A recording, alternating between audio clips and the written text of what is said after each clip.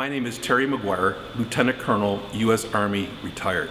I'm also the chair of the Buffalo and Erie County Naval and Military Park here in Buffalo, New York.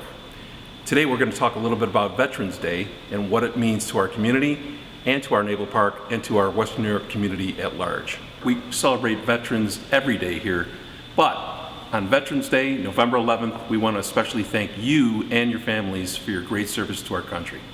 I'm going to read a great book called Maya Lin. And Maya Lin is about the inspirational story of Maya Lin, the artist-architect who designed the Vietnam Veterans Memorial. On long walks alone, she searched for birds in the forest. Maya sat still as a statue, hoping to tame rabbits, raccoons, chipmunks, and squirrels. In her house full of light and open spaces, Maya read books and played chess with her brother. And with paper and scraps, she built tiny little towns.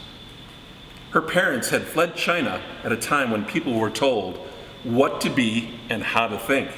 Her parents never told Maya what to be or how to think.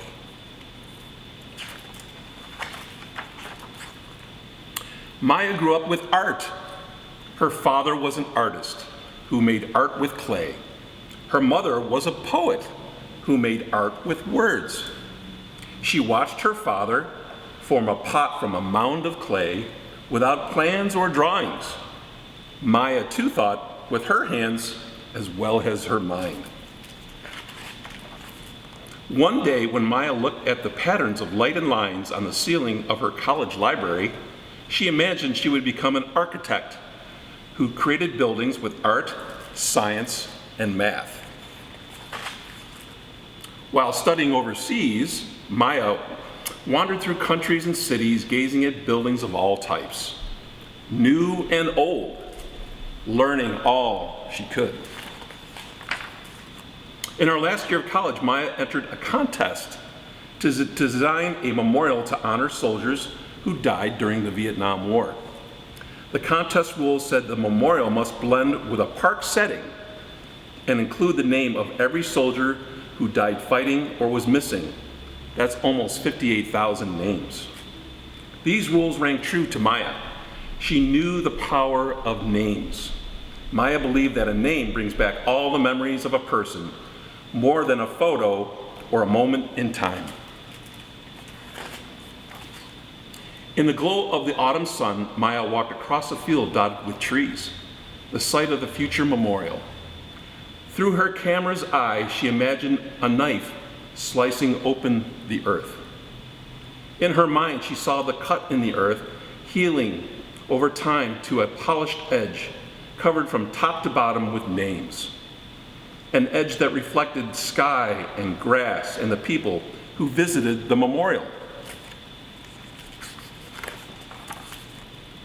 Back at school, Maya sculpted a model with mashed potatoes, then with clay.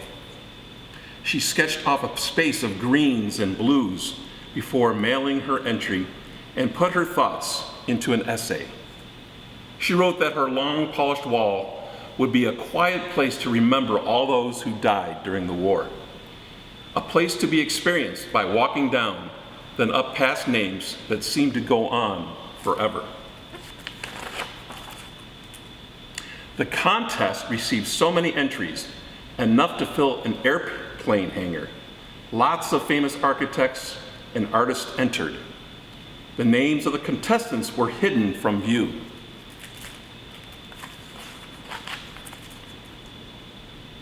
Out of 1,421 entries, Maya's design was chosen. Simple yet strong, creative and new. But when they found out that Maya was the winner, the judges were shocked. She wasn't famous. She wasn't a young woman still in school, but she was a great artist. Maya wasn't surprised as the judges, all the excitement at first. But then people objected. Some said her design looked like a bat, a boomerang, a black gash of shame. Their angry words stung Maya. For months, public hearings were held. Some people wanted to change the design. Maya was young, but she was brave. She didn't back down. Finally, her design was approved. Maya worked with a team of architects and engineers who devised plans to excavate the land and build the wall. The granite was cut, it was polished, and engraved with soldiers' names. The earth was dug up. Maya watched the panels go up and suspended in space, and then set in the right place. The first time Maya visited the finished wall, she searched for the name of the father of a friend, and when she touched the name, she cried, just as she knew others would. Thousands came that Veterans Day to see and touch and remember. Salutes, hands on hearts, honoring, and every day since then, visitors have done the same. The Vietnam Veterans Memorial was the first of Maya's many works of art and architecture, memorials, sculptures, structures and spaces, inside and out. Each piece is different, but all share Maya's vision. She wants people to be part of her art. Look, touch, read, walk around, sit by and think about it. And just when she was a child who named a hill called Lizard's Back, Maya names her projects, often words from nature. Names such as Sounding Stones, Topo, The Wave Field, 10 Degrees North, and Reading a Garden. After naming a piece, the final step in shaping her artwork, Maya Lin, the artist-architect, is ready to dream, think again, and create something new. On behalf of all of us at the Buffalo and Erie County Naval and Military Park, we want to say thank you and happy Veterans Day.